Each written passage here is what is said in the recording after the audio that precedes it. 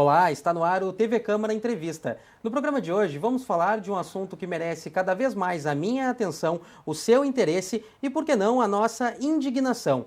Por aqui falaremos sobre racismo, discriminação e injúria racial no ambiente esportivo. E para falar justamente sobre esse assunto, estamos recebendo hoje nos estúdios da TV Câmara o Leandro Soares. Ele que é advogado criminalista e também conselheiro da OABRS, a Ordem dos Advogados do Brasil. Então, Leandro, seja muito bem-vindo ao nosso programa. Muito obrigado. Hoje vamos debater um tema muito importante dentro das questões raciais, em especial dentro do esporte, que é o futebol. Perfeito, agradecemos a participação. Também participa conosco hoje, aqui nos estúdios da TV Câmara, o Márcio Chagas. Ele que é ex-árbitro de futebol e que tem muito a acrescentar também como especialista no assunto. Então, Márcio, seja muito bem-vindo ao TV Câmara Entrevista. Uma satisfação, muito obrigado pelo convite. É um assunto que nos custa muito caro, vem sendo debatido ao longo dos anos, e o avanço, por mais lento que seja, ele parece que tem demonstrado, sim, algumas vitórias nesses últimos anos. Então a gente tem bastante o que conversar aqui, e realmente é uma indignação não só do povo negro, mas também de todos os brasileiros. Com certeza, vamos então ampliar esse assunto. De imediato eu quero começar pelo Leandro, aproveitando toda a sua experiência acadêmica e profissional, com certeza. Quero que você explique para quem está assistindo o TV Câmara Entrevista nesse momento, juridicamente falando, a diferença entre racismo e injúria racial. Bom, explicando sistematicamente, o racismo ele envolve uma coletividade, não envolve uma pessoa especificamente, diferentemente da injúria. A injúria, sim, vai falar diretamente uma determinada pessoa. É o que ocorre hoje no estádio de futebol, né? Chamar determinada pessoa de macaco, né? Ou outros tipos de ofensas correspondente a determinada pessoa. Então, esse ato, que é uma forma de racismo, esse ato corresponde à injúria racial. Já o racismo, por si só, é quando envolve toda uma coletividade. Perfeito. Márcio, para a gente começar também com a sua participação, como é que um árbitro de futebol, no momento, lá dentro de campo, pode identificar sinais de injúria, de racismo, para onde ele deve estar atento? Bom, normalmente as manifestações acontecem das arquibancadas, né? São os torcedores. Mas também ele não pode deixar de considerar as manifestações que acontecem entre os próprios jogadores. O que é mais difícil, mas nos últimos anos a gente tem visto bastante, e um caso que gerou bastante repercussão no ano passado foi um envolvendo o Edenilson, do Internacional, com um jogador do Corinthians, onde ele denuncia, né, que é ofendido pelo jogador do Corinthians, e ali se abre toda uma discussão com relação à veracidade ou não do que ele estava falando.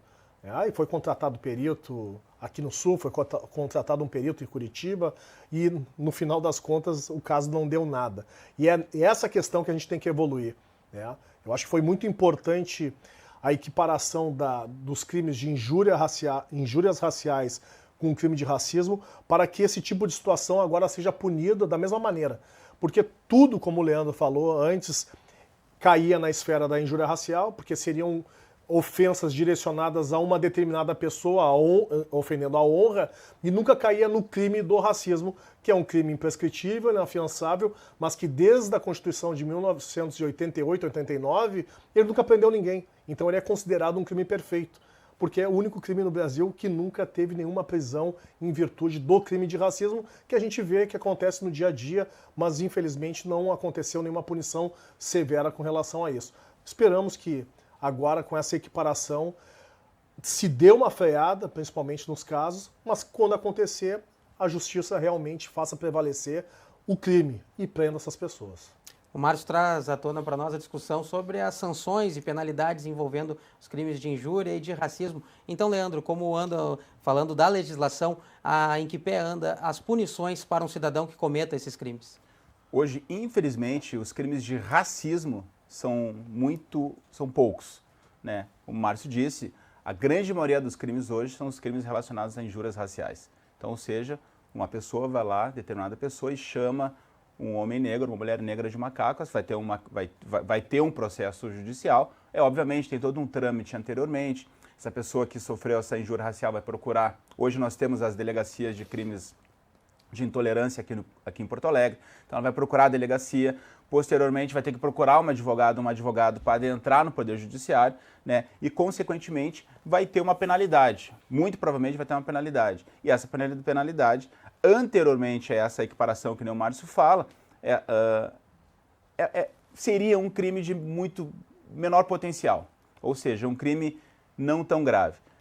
Agora, com essa equiparação, infelizmente eu vislumbro também que não vejo, o Márcio fala, prender essas pessoas, não haverão, muito provavelmente não haverão pessoas presas pelo crime de racismo, né, até porque é uma pena de 2 a 5 anos, né, e a gente sabe, mesmo tendo esse aumento dessa pena, poderia ter essa possibilidade, mas analisando pelo que eu já trabalho, né, pelos outros crimes que eu trabalho também, eu não verifico prisões nessas pessoas, mas a penalidade vai acontecer, né? E penso eu, mesmo nos estádios de futebol, em qualquer outros ambientes, né, as pessoas terão mais receio de chamar determinada pessoa com nomes pejorativos, ou mesmo de deixar determinadas pessoas adentrar em determinados espaços, que nem a gente vê hoje na mídia, que acontece com muita frequência.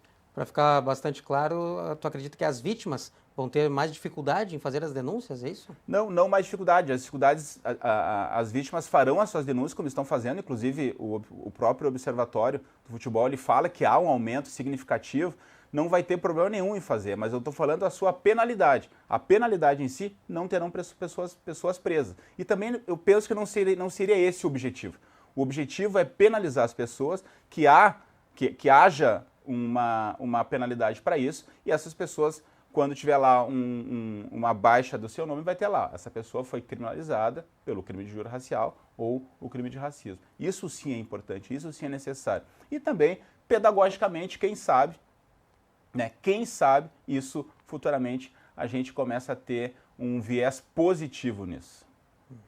Agora, Márcio, falando numa questão mais pessoal sua, que vivenciou tanto tempo do futebol, do mundo do futebol, chamado mundo do futebol, lhe pergunto a respeito do futebol ser parte da sociedade, claro. Todo o racismo e demais delitos que são cometidos dentro do âmbito esportivo, eles nada mais são que o reflexo de toda uma sociedade, ainda mais sociedade brasileira bastante atrasada nessa questão racial. Lhe pergunto como o tempo dentro do ambiente do futebol foi essencial para que se formasse o cidadão Márcio Chagas consciente sobre o assunto racismo.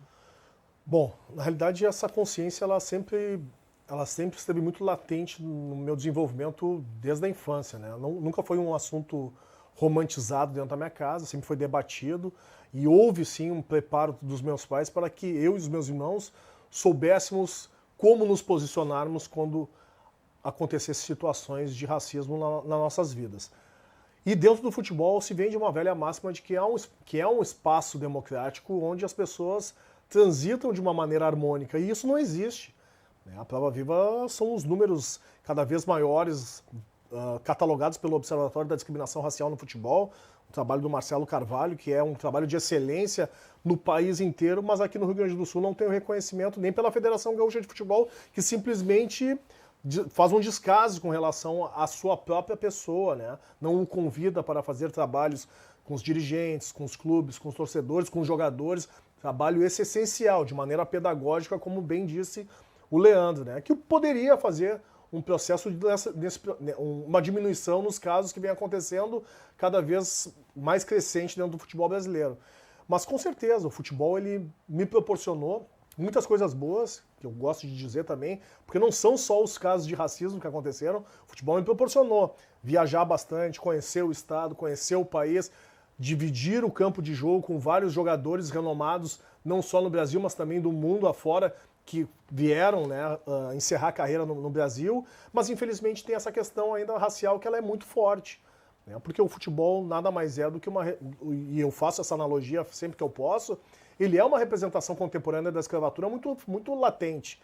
É a única profissão no mundo que se fala em comprar e vender pessoas com uma naturalidade, né, onde se partilham corpos das pessoas em percentuais, 25% do fulano, 25% do beltrano, 50% do clube, e normalmente os corpos que estão à venda são corpos de pessoas negras.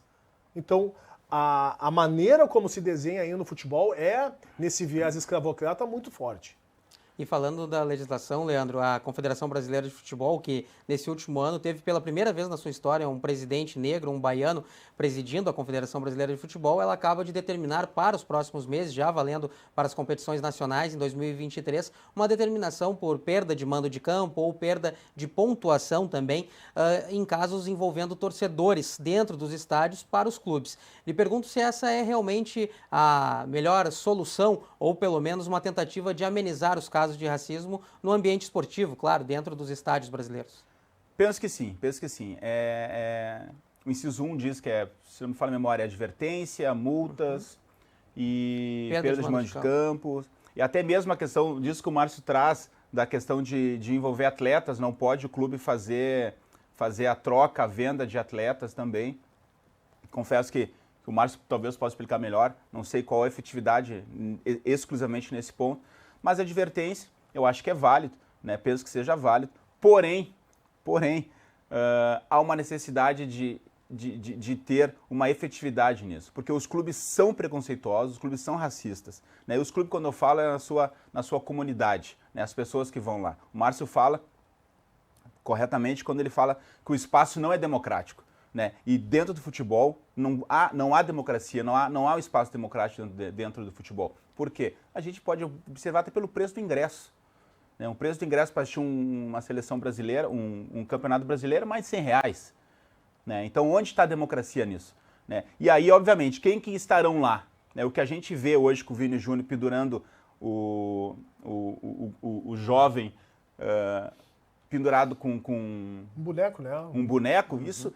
Enforcado, demonstrando até uma simbologia relacionada à Ku Klux Klan, né, que era uma maneira que eles faziam para enforcar as pessoas negras e depois queimar, né, e estão fazendo hoje frequentemente com o Vinícius Júnior. Isso, cara, isso, no meu entendimento, isso aí é uma atrocidade. Né? Forte. E com certeza esse rapaz... Eu até temo, assim, como é que ele vai manter a saúde mental dele para ele poder desenvolver o seu trabalho ali. Porque não é só uma questão financeira. Né? Eu acredito que todo mundo tem que ser bem remunerado no seu trabalho. Né? E ele é bem remunerado no seu trabalho. Mas não está no combo do trabalho dele passar por esse tipo de situação. Essa é uma questão radical que vem acontecendo na Espanha entre os torcedores do Atlético de Madrid com o Vinícius Júnior, jogador do Real Madrid. Já se estendeu para os outros torcedores também. Inclusive com jogadores dentro de campo, provocando eles com sinais racistas. Exato. Também. E a La Liga, né, que seria o equivalente à CBF na Espanha, ainda não tomou nenhum tipo de atitude. E aqui no Brasil, no Rio Grande do Sul especialmente também, é a mesma situação. Não há uma efetividade da federação em querer... que esses tipos de preconceitos sejam punidos. Né? Isso não existe. E isso é Confederação Brasileira, são as federações, isso não existe. Então o professor Adilson Moreira, ele escreve o livro Racismo Recreativo com o Márcio, a gente já discutiu bastante sobre esse livro, ele traz isso, né? Que aqui tudo é uma forma de racismo, estamos brincando, não é bem assim. Não, isso é racismo. Isso tem que ser punido pela federação, fortemente. Por quê? Porque casos como esse acontecerão e estão acontecendo no Rio Grande do Sul também. Obviamente, com essa questão de pendurar o boneco, isso aqui não aconteceu, mas já aconteceu com os clãs de pessoas vestidas com essa vestimenta aqui em Porto Alegre. E o que foi feito? Em princípio, até agora, nada. Então, logo mais, isso vai ser palco dentro do estádio de futebol. E isso a gente tem que ficar atento. Então, a federação é positivo? É positivo, mas nós temos que ver a efetividade disso. O Márcio já diz, teríamos que trazer, a confederação teria que levar o Marcelo Carvalho para observar e levar, obviamente, as demandas que ele trouxe, que ele observa, todo o trabalho dele, para ser efetivado, porque caso contrário, confesso que eu não sei qual que vai ser realmente a efetivação de tudo isso. Eu não sei aonde que a gente vai... Qual vai ser o ponto positivo nisso? O Marcelo Carvalho, presidente do Observatório da Discriminação Racial, ele já esteve aqui no nosso programa, participou conosco de um outro programa, que inclusive o Leandro Soares, nosso convidado de hoje, também estava presente, e nos falava dessa falta de aproximação da Confederação Gaúcha de Futebol, da Federação Gaúcha de Futebol, com o trabalho feito pelo Observatório. Então, isso só demonstra, como os nossos convidados de hoje já disseram também, uma falta de interesse nesse material pedagógico a ser desenvolvido para todos os dirigentes e para toda a comunidade do futebol, como o Leandro falava. Agora, Márcio, lhe pergunto sobre essas punições. Você acredita que essas novas determinações da CBF, elas punem a comunidade, elas punem o clube e os seus dirigentes, enfim, o clube como representante daquele torneio, naquele campeonato. Mas e as punições individuais? Porque muitas vezes a gente nota que em estádios de futebol parece que o indivíduo ele se torna um ser coletivo e ele deixa de ter a punição individual. Como é que você enxerga essa situação dos crimes serem quase que tolerados por estarem dentro de um ambiente esportivo? Porque se tem a velha máxima, e é cultural, né, que dentro do futebol, dentro do estádio, se pode tudo. Né? Então sempre se vendeu, pagou o ingresso, lá eu posso extravasar, eu posso ser racista, eu posso ser machista, eu posso ser homofóbico, eu posso ser o lixo de pessoa que for, porque ali eu paguei o ingresso e eu posso me manifestar da maneira que eu quiser. Né? E infelizmente sempre cai nessa punição coletiva ao invés de ir realmente nos indivíduos que cometem aquilo ali.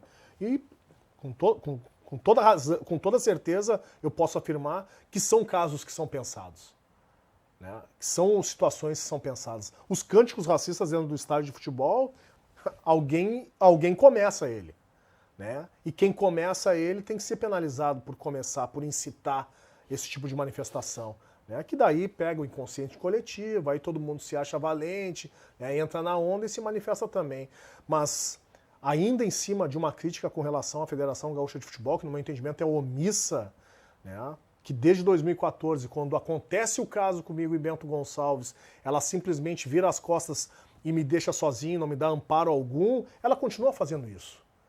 Né? Em 2019, o STJD veio a Porto Alegre, fez uma cobrança em virtude dos inúmeros casos de racismo que estavam acontecendo no futebol brasileiro, e em específico no futebol gaúcho, que era um número alarmante e muito maior do que qualquer outro estado do país, e a Federação Gaúcha simplesmente disse que se os outros não fizerem, a gente não vai fazer. Nós não iremos puxar a fila. Né? Se omitindo e sendo conivente com os crimes que vem acontecendo aqui. Esse gauchão, né, por incrível que pareça, não foi noticiado nenhum caso ainda, mas já se tem alguns casos de denúncia, tanto em Novo Hamburgo como em Pelotas. Então não teve aquela fúria, né, que normalmente acontece, até porque não entramos numa fase decisiva. Quando começar a entrar na fase decisiva, aí sim as manifestações serão cada vez maiores. No início da competição, a federação disse que teria um projeto inovador de combate ao racismo, de combate à injúria, de combate a toda forma de preconceito dentro da competição. Eu até agora não vi absolutamente nada de efetivo. Eu não vi nenhuma exposição, nenhum trabalho pedagógico educativo proporcionado por essa instituição. Né? Então, cadê o trabalho realizado pela federação? É ficar esperando que aconteça? Já aconteceu demais. Acho que não precisa esperar mais nada. Tem que colocar em prática. Tem que colocar pessoas capacitadas para fazer esse trabalho. Não é nenhum vexame reconhecer que eu não tenho capacidade de determinadas situações. É a mesma coisa, eu não posso vir aqui apresentar um programa, querer sentar no teu lugar. Eu não tenho essa competência. E a federação não tem competência para tratar dos crimes de racismo que vem acontecendo no futebol gaúcho. Ele tem que chamar uma pessoa especializada. E não tem problema algum. Chama o Marcelo, chama uma Djamila, chama um Silvio Almeida, chama qualquer pessoa. Mas reconhece que não tem competência para isso. E trata do assunto com seriedade. Perfeito. E Leandro, gostaria de complementar? Sim, é a falta de interesse. É a falta de interesse da Federação Gaúcha em propiciar esses tipos de debates no Rio Grande do Sul, né, em Porto Alegre, em especial, porque não há interesse. Né? E quando não há interesse, infelizmente, a gente vai cair na bala comum do preconceito racial e a gente vai seguir ouvindo as pessoas não negras chamando as pessoas negras de macaco e macaca nas arquibancadas. Isso não vai ter um estopim, isso vai ter uma continuidade. Por quê? Porque não há interesse da federação, dos clubes, em querer cessar esse tipo de agressão. E só para ainda acrescentar um pouquinho sobre essa situação, né, eu acho muito positiva a iniciativa da CBF com relação, né, à advertência, perda do mando de campo, perda de pontos e uma multa. Mas essa multa vai ser destinada para quem? Os próprios cofres da CBF, os próprios cofres daqui a pouco de uma federação.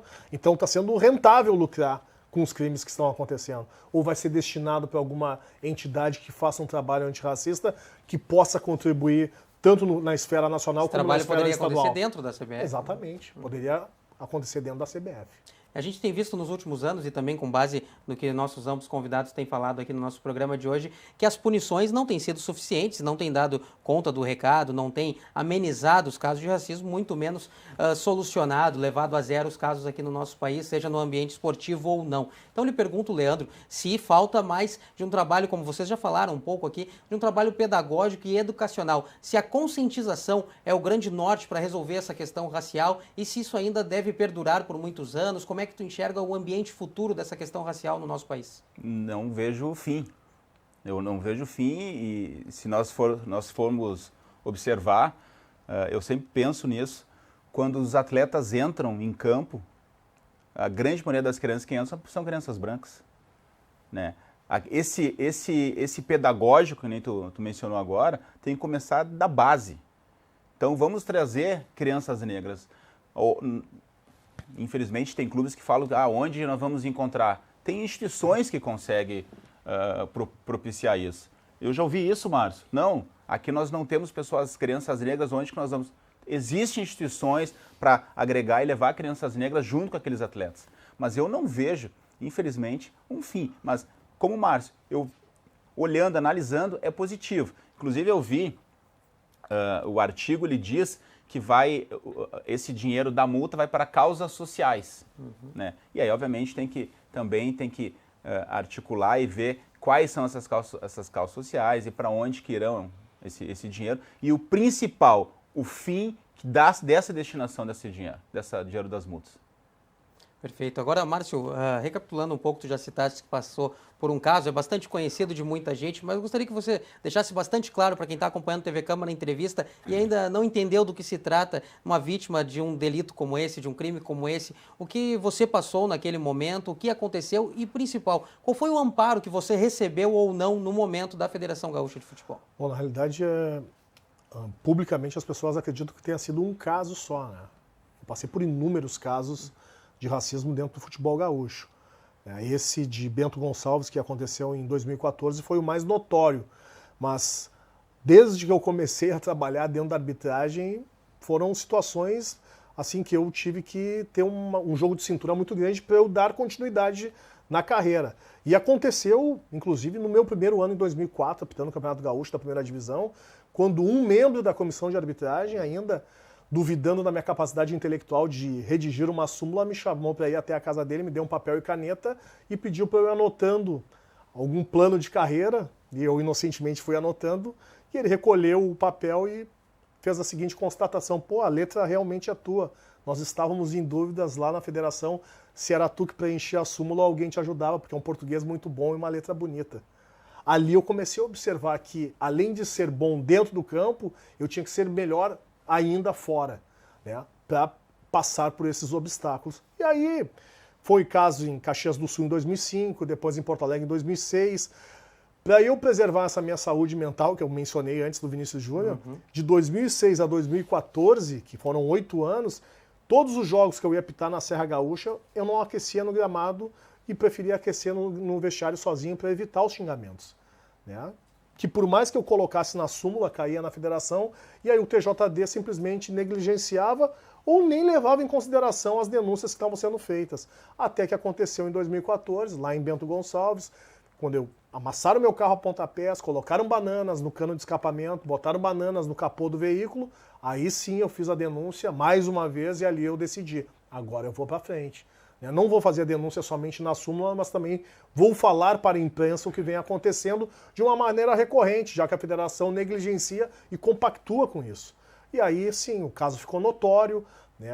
Teve uma repercussão não só nacional, mas também internacional. Falei pelo país aí tudo que tinha acontecido, né? Não tive amparo jurídico nenhum da federação, muito pelo contrário, né? Fui coagido para ficar calado e não levar o caso adiante, mas era uma questão de honra, até porque eu já me encontrava numa outra condição, como pai de família, né? Eu tinha um filho recém-nascido que não tinha nenhum ano, e eu não poderia me omitir de ir para o enfrentamento de uma situação que daqui a pouco ele vai acontecer com ele também. Né? E eu venho preparando os meus filhos para esse tipo de situação, não de uma maneira sistemática, mas assim, não negando que possa daqui a pouco ter um conflito no ambiente escolar, né, no ambiente de socialização.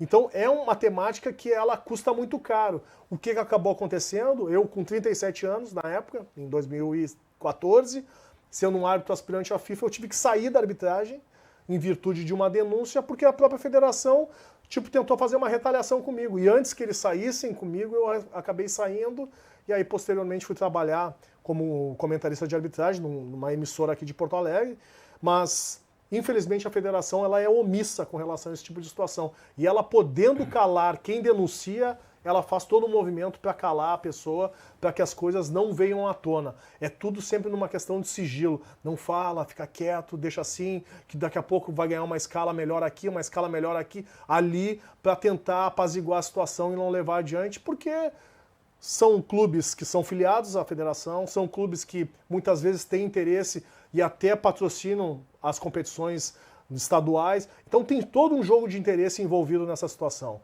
Né? Somente a punição em termos de financeiro não vai resolver. Tem que ter uma punição e tem que ter um trabalho efetivo pedagógico, educacional, de conscientização, mas com pessoas que saibam lidar com a temática. O letramento racial ele tem que entrar dentro desse contexto. Não adianta tocar a sujeira para baixo do tapete e pessoas que ali estão, né, e julgam dentro da Federação Gaúcha de Futebol ser um ambiente extremamente, um ambiente 100% branco. Né? Como é que uma pessoa, né, que está acostumada a reproduzir o racismo vai ser a pessoa que vai julgar um caso de racismo dentro da Federação Gaúcha de Futebol? A FIFA fez o mesmo movimento em 2019, quando no Código Disciplinar transferiu a responsabilidade toda para o árbitro. Então o árbitro que tinha que paralisar a partida, o árbitro que tinha que comunicar nos alto-falantes e o árbitro que tinha que encerrar o jogo. Como é que na Europa... Já viu algum árbitro preto apitando na Europa? Não lembro. Eu também não. Quem é que vai combater o racismo se os próprios caras que estão apitando são os descendentes dos senhores escravagistas? Por mais conscientes que eles sejam, os caras não vão comprar essa briga. E aqui é a mesma coisa. Quem é que vai comprar essa briga? A federação, a CBF, vocês vão bancar o árbitro quando ele denunciar?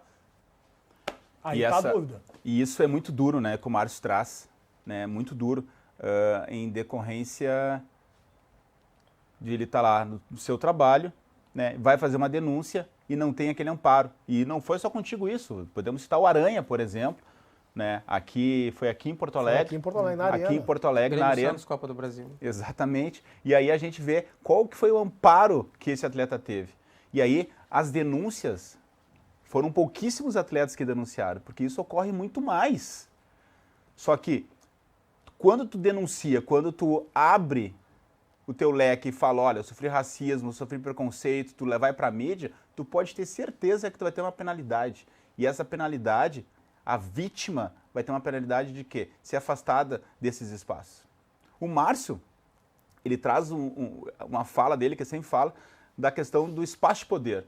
E aí o negro é protagonista dentro das quatro linhas, né? Tu sempre traz isso. O negro, em sua grande maioria, ele é protagonista dentro das quatro linhas como mandado, mas não como mandante, né? Ele nunca é a pessoa... Como objeto do produto. Ele é objeto do produto, né? Então ele está ali, ele é protagonista, mas ele está sendo comandado por alguém fora, né? Que é o treinador. Quando ele se coloca numa condição diferente, como era a minha de árbitro, é uma pessoa negra que está determinando. Ele, durante 90 minutos, é o cara que vai tomar as decisões. Isso, para um sistema que tem essa mentalidade escravagista ainda, isso é inaceitável. É inaceitável. E o sistema não consegue lidar bem com isso. Né? Então, quando eu venho a público denunciar o fato, a primeira coisa que eu recebi, do presidente da federação da época, Francisco Noveleto, que pode estar nos assistindo, que foi a seguinte ligação. Tu está expondo o clube, tu está expondo a competição, tu está expondo o Estado e o meu amigo, que é o presidente do esportivo.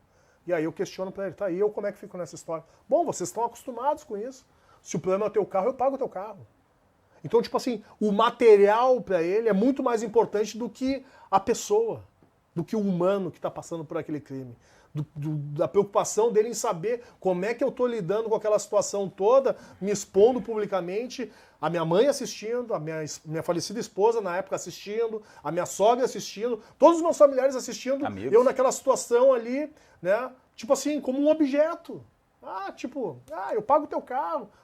Se tu tá sofrendo ou não, só aí numa próxima escala tu recebe a tua taxa de arbitragem está resolvido. Não funciona assim. Eu tenho que dar amparo para essa pessoa, eu tenho que me preocupar, eu tenho que saber como é que ele está lidando com isso, né? E outra coisa que agora me veio à mente de trazer à tona, eu dei continuidade no processo tanto na esfera civil como criminal. Na esfera criminal, o caso foi arquivado por falta de provas, porque o esportivo não quis apresentar lá as pessoas envolvidas no ocorrido, e na esfera civil eu acabei ganhando o caso, o que foi pouco divulgado pela mídia, muito diferente de quando aconteceu o caso, que também não há um interesse midiático quando tem um desfecho, e aí, para o pessoal de casa que está nos assistindo saber, eu ganhei uma bagatela que resolveu a minha vida, 15 mil reais.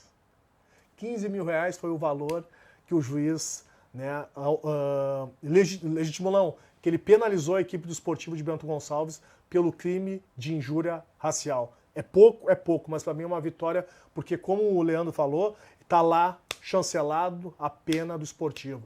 É um clube que foi condenado pelo caso de injúria racial, é um clube considerado racista no meu entendimento.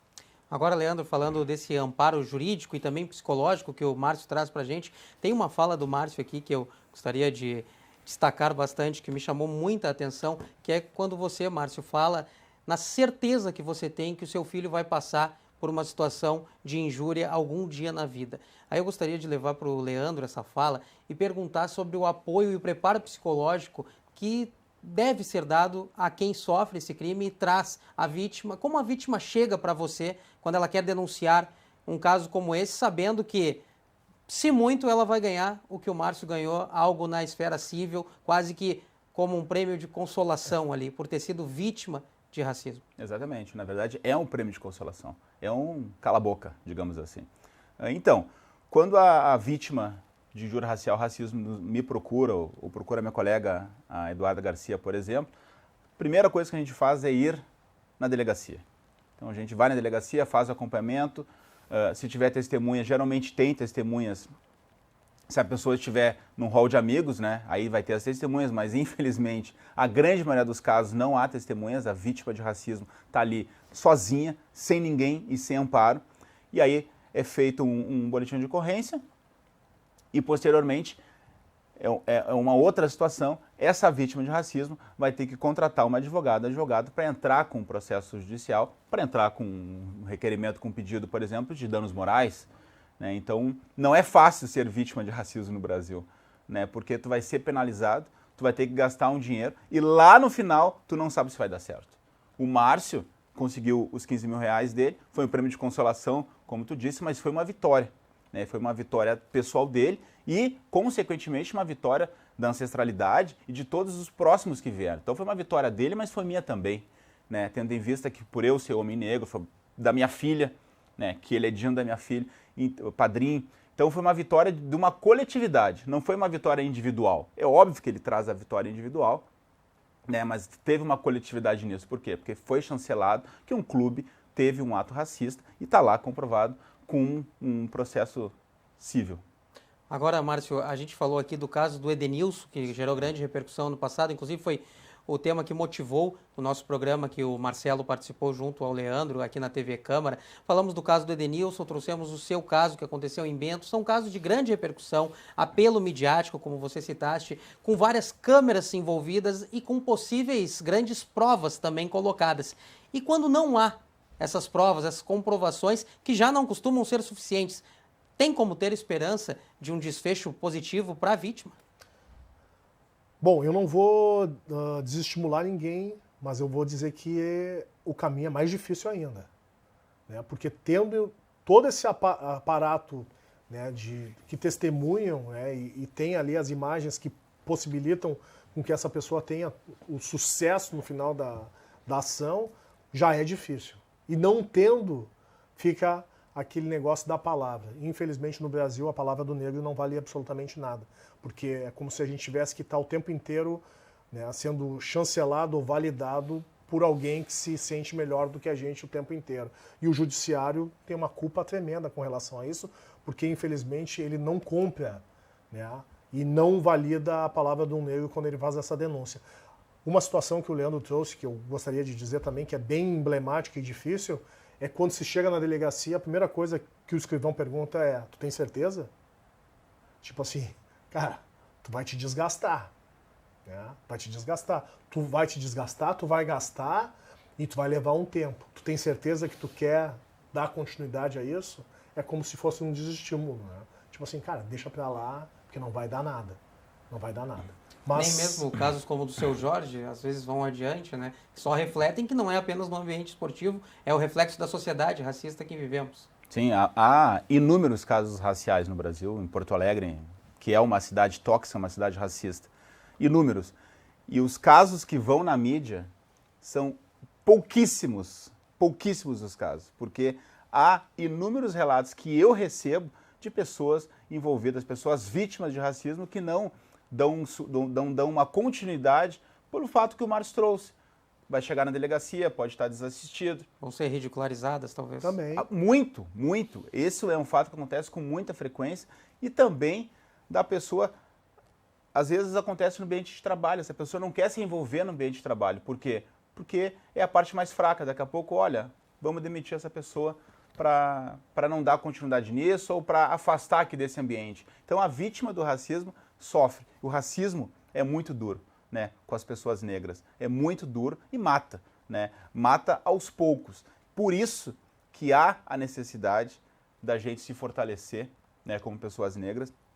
Por isso que há necessidade, quando o Márcio tem essa vitória do time desportivo, para a gente levar essa demanda para outras pessoas. Não é desestímulo, mas se sofreu algum ato racial, procure um advogado e vá na delegacia fazer a sua ocorrência policial. É o único meio hoje de, ao menos, ter um registro sobre a questão racial ou crime de racismo. E, Márcio, para além do trabalho de acompanhamento e material pedagógico feito também pelo Observatório da Imprensa, enfim, Observatório da Discriminação Racial, do que o Marcelo Carvalho preside, lhe pergunto se há como se ter uma esperança de uma resolução a curto prazo, de uma melhora na situação do racismo, pelo menos no ambiente esportivo, com base nessas mudanças que a CBF estabelece, ou no comportamento dos dirigentes. Como é que tu enxerga o ambiente futuro, como eu tinha perguntado no início do programa para o Leandro? Não vejo a curto prazo uma modificação, não. Né? Por mais que daqui a pouco possam ter penas altas, eu não vejo que essa seja... Óbvio que é necessário, mas na relação comportamental dos que ali frequentam aquele ambiente, eu não vejo uma mudança significativa, não.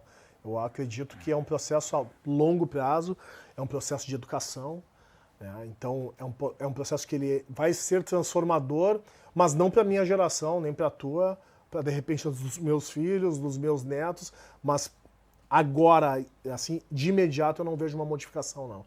É uma coisa que é um passo necessário, né? Que já estava pulsante, assim, que a sociedade estava aguardando, mas para uma modificação imediata, sinceramente, eu não sou tão positivo nesse sentido. Por mais que vá doer no bolso de determinados clubes, eu não vejo uma mudança significativa, não. E, Leandro, tu acredita que as vítimas devem continuar indo atrás, buscando cada vez mais seus direitos, mesmo que elas possam encontrar muitos inconvenientes, muitas barreiras, empecilhos? Que tipo de dicas dá para deixar para alguém que está sofrendo, nesse momento, uma injúria racial no seu ambiente de trabalho, enfim, em qualquer âmbito da sua vida? Não há o que fazer. Tem que procurar um advogado e imediatamente procurar a delegacia de polícia e fazer o boletim de ocorrência. Mesmo que essa pessoa possa acreditar que no futuro breve ou um pouco mais afastado, possa não dar resultado esperado. Mas há necessidade sim de fazer o boletim de ocorrência, que é o primeiro passo, né, para a caminhada desse fim, da finalidade ou da questão racial. E eu penso que também que pode-se ter um avanço quando também esses clubes propuserem para os seus torcedores, seus dirigentes, seus jogadores, um trabalho também de questão de respeito, né, na questão racial. Né? Esse desenho ele tem que ser construído também dentro desse ambiente, porque se partir, né, do ambiente dos próprios jogadores, que tem um poder muito grande, e houver uma manifestação, né, e vídeos institucionais, né, sendo divulgados antes de começar uma partida, no intervalo da partida, reforçando a importância da causa, pode ser que haja uma comoção também dessas pessoas, tipo assim, pô, acho que já passou do tempo da gente continuar sendo tão escroto nesse ambiente aqui. A gente tem que vir aqui para um espaço de entretenimento, né, ganhando ou perdendo, respeitando as pessoas, se errou, se acertou, né, se fez o gol contra mim ou se fez o gol a favor. Tipo assim, vou respeitar o ser humano. Mas a gente, por ser um país, né, subdesenvolvido, onde a educação ainda ela é um projeto muito bem pensado de perpetuação de poder para uma minoria, a gente não consegue atingir a grande massa. E a grande massa, nesse ambiente de coletividade, ela extravasa das piores formas possíveis. Tanto através do racismo, tanto através do machismo, tanto através da homofobia. Então há um trabalho muito grande a ser feito dentro do ambiente esportivo e aí estender ele para o nosso social. Proporcionar sempre conhecimento, educação e aumentar o letramento racial. Né? É latente um trabalho urgente, como o Márcio diz, com a torcida, mas é importante também ter esse trabalho latente com os atletas, diretores, árbitros, árbitras, né? Todo mundo envolvido, e é necessário trazer pessoas que têm um letramento racial e pessoas envolvidas com a causa. Exclusivamente pessoas envolvidas com a causa. Ou seja, as federações e a confederação têm que pagar bem para essas pessoas, para quê? Para ter esse letramento racial, e a pessoa, o atleta que está lá, que vai ouvir essa pessoa com o seu desenvolvimento, até mesmo com o seu poder de fala, vai pensar 2 ou 3 vezes antes de abrir a boca e chamar o outro colega atleta de macaco. Assim também é válido para quem está na arquibancada. Tem que ter isso. O Márcio trouxe, no Internacional, por exemplo, ocorriam nos intervalos ou no início dos jogos, falando sobre a questão racial, que o racismo é crime e tal e tudo mais. Atualmente, eu não vi mais. Né? Não sei se isso é um projeto, se é um tempo propício e tal, mas atualmente eu não vi mais isso. Mas aquilo lá, quando eu via no intervalo dos jogos e lá no início dos jogos, eu via como muito positivo, porque as pessoas prestavam atenção. E quem não queria prestar atenção estava ouvindo, porque o som do volume é bem alto, e aí penso eu que essa pessoa vai ter uma certa consciência. Mas isso é um trabalho a longo prazo. Não é, tu botou hoje já vai dar certo. Não, isso aqui é para 10 anos.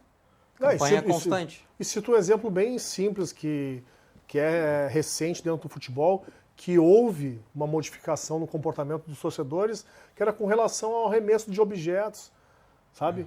Se arremessava objeto com uma frequência nos estádios de futebol. Quando começou a ser punido, né, de maneira efetiva, forte, né, as próprias pessoas denunciavam, foi esse, foi aquele. E com relação ao racismo tem que ser da mesma maneira. Né? Essa questão assim, da punição, né, tu tem que constranger o racista, porque daí ele vai se sentir desconfortável naquele ambiente. Tipo, aqui eu não estou mais à vontade como eu estava antigamente. Eu não posso mais manifestar aquilo que normalmente eu faço no meu churrasquinho de domingo com a minha família, fazendo piada, brincadeira e tal. Aqui eu vou ter que ter um controle. Pelo menos ali, naqueles 90 minutos, a pessoa negra vai se sentir confortável. Mas tem que ser assim. Denúncia, né? A denúncia dos próprios torcedores, entrega a pessoa, né? Faz com que essa pessoa seja constrangida.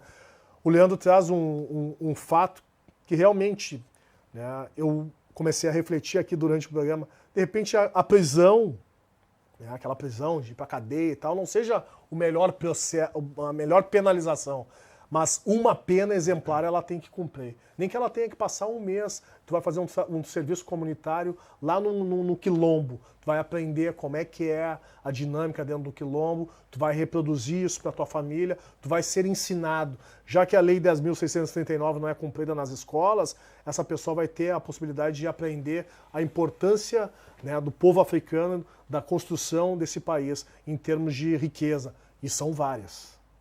Esse combate ao racismo ainda evolui de maneira bastante devagar, passos bem vagarosos, não é? Total, passos lentos. Mas é o meio que nós temos, então é o meio que a gente vai evoluir assim. né? Então, apareceu um caso racial, faça, né? Independentemente do que tu possa acreditar do que vai dar daquele resultado, né? E aí o caso do jogador do Internacional, do Edenilson, foi muito visível isso, né? Onde ele fala, chama o árbitro, fala que o atleta do Corinthians foi racista e posteriormente, o Márcio trouxe aqui, que não deu absolutamente nada, né? Isso, infelizmente, acontece muitas vezes, porém, há a necessidade. Sofreu injúria racial, sofreu racismo, é o que eu digo sempre. Procure uma advogado e procure a delegacia. É o único meio hoje para a gente ter pelo menos uma efetividade, uma continuidade do racismo. Essa foi a nossa forma de contribuir para esse debate, que, claro, infelizmente o nosso programa termina por aqui, mas esse é um assunto que não vai ter fim e num futuro breve, como bem disse nossos convidados, parece não ter uma solução nem menos para amenizar os casos de racismo, seja no ambiente esportivo ou em toda a nossa sociedade brasileira. Eu vou me despedindo de vocês, fica aqui o agradecimento pela participação do Leandro Soares, advogado criminalista e conselheiro da OAB-RS, a Ordem dos Advogados do Brasil. Muito obrigado, Leandro, pela participação hoje. Muito obrigado pela conversa, grato e pronto para a próxima. Obrigado. Também fica o agradecimento ao Márcio Chagas, ex-árbitro de futebol, que também pôde colaborar aqui com muitos depoimentos e também trazendo toda a sua especialidade e a sua vivência acerca desse tema tão importante que é o combate ao racismo. Muito obrigado, Márcio, pela participação. Eu que agradeço o convite, é uma oportunidade de debatermos um assunto que muitas vezes é negado dentro dos espaços, né? E que numa próxima vinda aqui a gente fale sobre os avanços e na diminuição dos números de casos de denúncia. Quem sabe a gente contribuiu de alguma forma positiva, já que a Federação Gaúcha continua sendo omissa, a gente está fazendo a nossa parte aqui, trazendo esse assunto. Com certeza, até onde a gente alcança, a gente sempre contribui para uma melhor informação e contribuição, alcance do conhecimento para toda a sociedade, através aqui da TV Câmara. Mas o TV Câmara Entrevista de hoje fica por aqui. Para acompanhar mais detalhes da nossa programação, fique de olho nas nossas redes sociais. Muito obrigado pela sua companhia e pela sua audiência. Até a próxima edição.